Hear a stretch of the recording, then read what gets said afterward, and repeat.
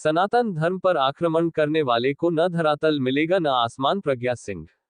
वृंदावन में भोपाल से भाजपा सांसद साध्वी प्रज्ञा सिंह गुरुवार को धर्म नगरी वृंदावन पहुंची।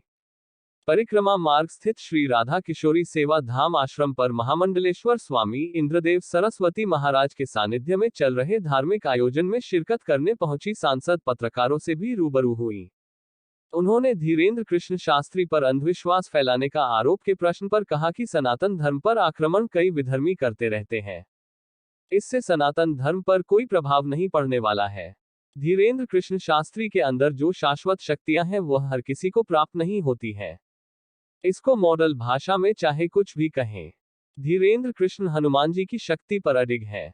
हनुमान जी की आध्यात्मिक और शाश्वत शक्तियों को विश्व में कोई नकार नहीं सकता है। उन्होंने कहा कि भारत विश्व गुरु था और आगे भी भारत माता को परम वैभव पर पहुंचाकर बनेगा।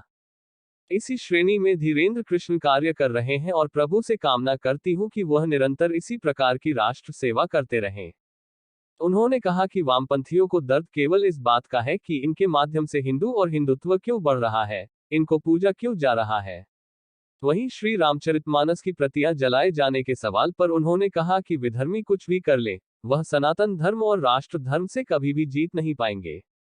साथ ही कहा कि भारत में बोलने की स्वतंत्रता सभी को है, लेकिन जिस दिन उन्होंने हमारे धर्म पर किसी प्रकार का आक्रमण किया तो ऐसा जवाब दिया जाएगा कि उन्हें न तो धरातल मिलेगा और न ही आसमान मिलेगा। लगातार वृंदावन का दौरा रहता है, क्या कहेंगे? वृंदावन में आगमन बिहारी जी के बिना हो ही नहीं सकता।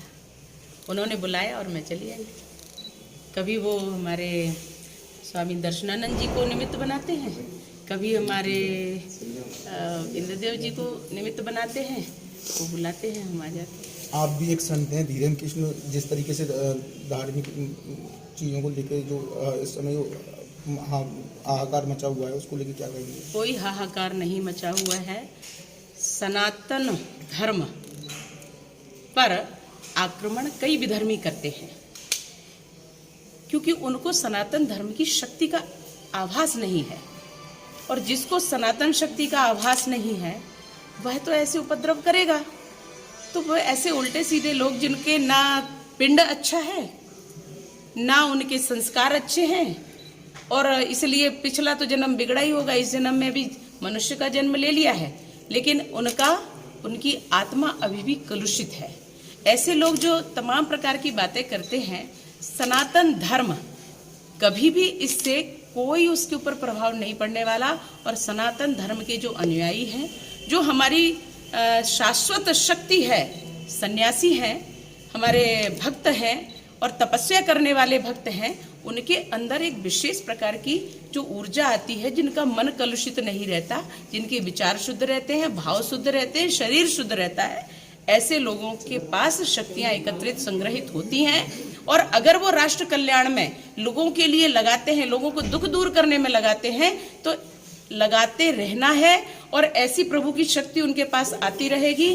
पंडित धीरेन्द्र कृष्ण शास्त्री जो कर रहे हैं, और उनके अंदर जो शाश्वत शक्तियां हैं, जो प्रभु की दी हुई शक्तियां हैं, ये हर किसी को प्राप्त नहीं होती हैं। इसको चाहे कोई मॉडर्न भाषा में कुछ भी कह ले, माइंड रीडिंग कह ले या अन्य कुछ और उपाय लेकर के आए, तो माइंड रीडिंग साइंस के अनुसार कहा जा सकता है। पर सत्य बताइए कि एक संत जिसने अक्षर ज्ञान नहीं लिया, एक संत जिसने उतनी पढ़ाई नहीं की जो माइंड रीड करने वाले लोग शायद पढ़ रहे हो और बता रहे हो, लेकिन वो धीरेन्द्र कृष्ण शास्त्री जो बात कह रहे हैं वो अडिग हैं, अटल हैं।